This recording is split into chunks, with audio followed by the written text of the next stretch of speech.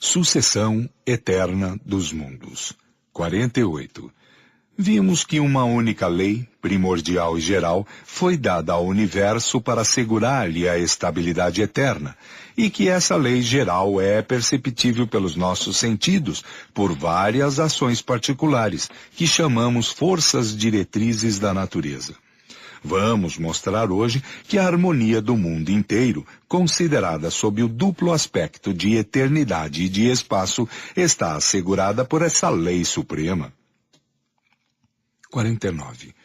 Com efeito, se remontarmos à origem primeira das primitivas aglomerações de substância cósmica, já notaremos que sob o império dessa lei, a matéria sofre as transformações necessárias que a levam do germe ao fruto maduro, e que, sob o impulso de forças diversas, nascidas dessa lei, ela percorre a escala das suas revoluções periódicas. Primeiro, centro fluídico de movimentos, em seguida, geradora de mundos, mais tarde, núcleo central e atraente de esferas que nasceram em seu seio.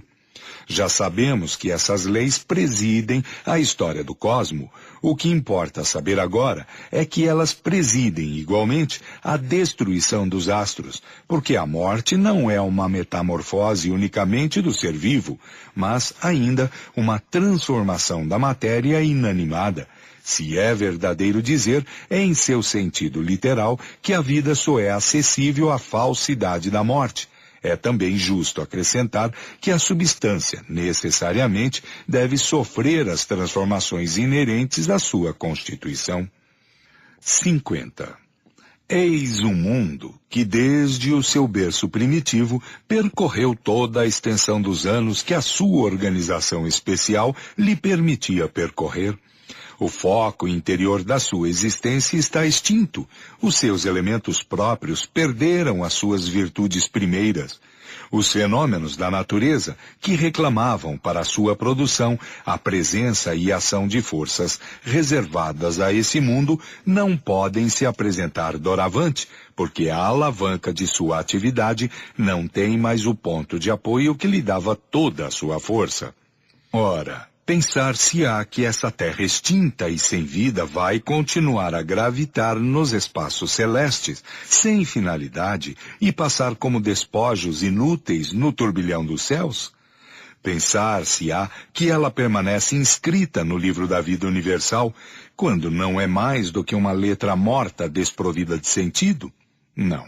As mesmas leis que a elevaram acima do caos tenebroso e que a gratificaram com os esplendores da vida, as mesmas forças que a governaram durante os séculos da sua adolescência, que consolidaram os seus primeiros passos na existência e que a conduziram à idade madura e à velhice, vão presidir a desagregação dos seus elementos constitutivos para entregá-los ao laboratório onde o poder criador extrai, sem cessar, as condições de estabilidade geral. Esses elementos vão retornar a essa massa comum do éter, para se assimilarem a outros corpos ou para regenerar outros sóis. E essa morte não será um acontecimento inútil a essa terra e nem às suas irmãs. Ela renovará em outras regiões outras criações de uma natureza diferente. E lá, onde os sistemas de mundo se desvanecem, logo renascerá um novo canteiro de flores mais brilhante e mais perfumadas. 51. Assim, a eternidade real e efetiva do universo está assegurada pelas mesmas leis que dirigem as operações do tempo. Assim, os mundos sucedem aos mundos, os sóis aos sóis, sem que o imenso mecanismo dos vastos céus seja jamais atingido em suas gigantescas atividades. Lá onde os vossos olhos admiram esplêndidas estrelas sob a abóboda das noites, lá onde o vosso espírito contempla as irradiações magníficas que resplandecem sob longínquos espaços, desde há muito tempo o dedo da morte tem extinguido esses esplendores. Há longo tempo o vazio sucedeu a esses deslumbramentos e recebeu, mesmo, novas criações ainda desconhecidas. A imensa distância desses astros, pela qual a luz que nos enviam gasta milhares de anos para nos alcançar, faz com que recebamos, somente hoje, os raios que nos enviaram muito tempo antes da criação da Terra, e que admiraremos ainda durante milhares de anos depois da sua desaparição real. Nota. Aí está um efeito do tempo que a luz gasta para atravessar o espaço. Sendo a sua velocidade de 70 mil léguas por segundo, ela nos chega do Sol em 8 minutos e 13 segundos. Disso resulta que se um fenômeno se passa na superfície do Sol, não o perceberemos senão 8 minutos mais tarde. E pela mesma razão, nós o veremos ainda 8 segundos depois da sua desaparição. Se em razão de seu afastamento, a luz de uma estrela gasta 1000 anos para nos alcançar, não veremos essa estrela senão 1000 anos depois de sua formação.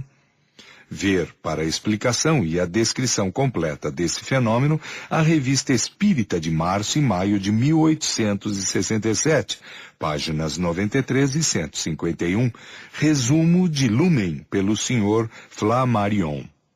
Fim de nota. Que são os 6.000 anos da humanidade histórica diante dos períodos seculares, segundos em vossos séculos? Que são as vossas observações astronômicas diante do estado absoluto do mundo, a sombra eclipsada pelo Sol? 52. Portanto, aqui como em nossos outros estudos, reconhecemos que a Terra e o homem não são senão nada em comparação com o que existe, e que as mais colossais operações do nosso pensamento não se estendem ainda senão sobre um campo imperceptível perto da imensidade e da eternidade do universo, que não acabará.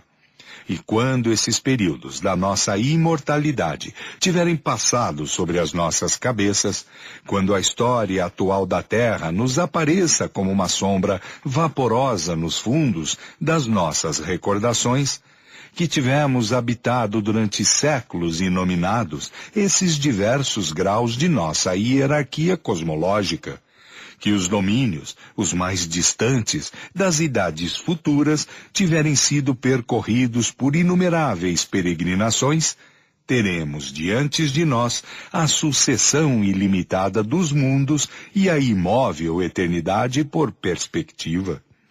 A vida universal. 53. Essa imortalidade das almas, da qual o sistema do mundo físico é a base, pareceu imaginária aos pensadores prevenidos. Ironicamente, classificam-na de imortalidade viajoura, e não compreenderam que ela só é verdadeira diante do espetáculo da criação. No entanto, é possível fazer compreender-lhe toda a grandeza, diria, quase toda a perfeição. 54. Que as obras de Deus estejam criadas para o pensamento e a inteligência, que os mundos sejam a morada de seres que os contemplam e descobrem sob o seu véu o poder e a sabedoria daquele que os forma. Essa questão não é mais duvidosa para nós, mas que as almas que os povoam sejam solidárias. Isso é o que importa conhecer. 55.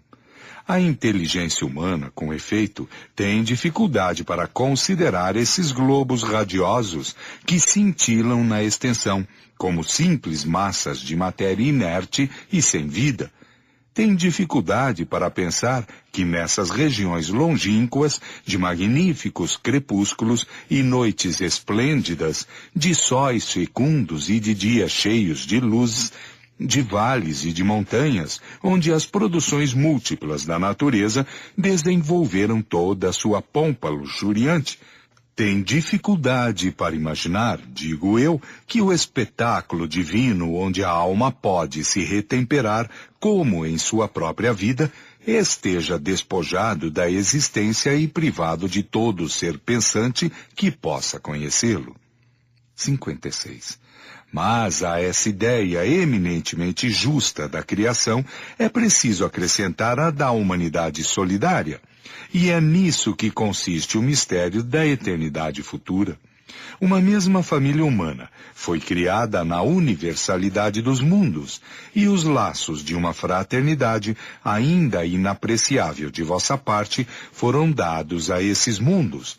Se esses astros que se harmonizam em seus vastos sistemas são habitados por inteligências, não são por seres desconhecidos uns dos outros, mas sim por seres marcados na fronte pelo mesmo destino, que devem se reencontrar momentaneamente segundo suas funções de vida e se procurarem segundo as suas simpatias mútuas.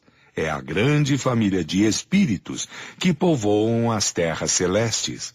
É a grande irradiação do Espírito Divino que abarca a extensão dos céus e que permanece como tipo primitivo e final da perfeição espiritual. 57. Por que estranha aberração deveu se recusar à imortalidade, às vastas regiões do éter, quando se a encerrava em um limite inadmissível e em uma dualidade absoluta? O verdadeiro sistema do mundo deveria, pois, preceder a verdadeira doutrina dogmática e a ciência da teologia. Esta se desviará tanto que a sua base se assentará sobre a metafísica. A resposta é fácil e nos mostra que a nova filosofia se assentará triunfante sobre as ruínas da antiga, porque a sua base será elevada vitoriosa sobre os antigos erros. Diversidade de mundos. 58. Seguiste-nos em nossas excursões celestes e visitastes conosco as regiões imensas do espaço.